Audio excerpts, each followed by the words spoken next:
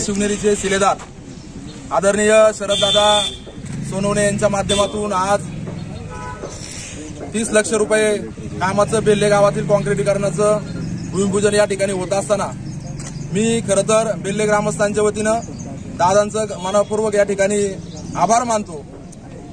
गेल्या काही दिवसापूर्वी दिलेश शेठ, आम्ही विजू काका असतील किंवा अनेक आमच्या बरोबर जे मोहन शेठ, आम्ही दादांकडे गेलो आणि दादांना गावच्या विकास कामाबद्दल जे काही कामं मागितले त्यापैकी 90% कामं दादांनी पूर्ण केले। याआधी सुद्धा काही कामं दादांनी मंजूर केलेत। मी खरं तर हा रस्ता बेल्ले ते म्हणजे पिंगटाळी ते मारुती मंदिर आणि उर्वरित काम आपल्याला स्मशानभूमीमध्ये काम काँक्रिटीकरणासाठी निधी कमी पडला होता, त्यासाठी आम्ही गेलो होतो। परंतु आता हा सलग रस्ता आपल्या मस्जिदपर्यंत होणार आहे।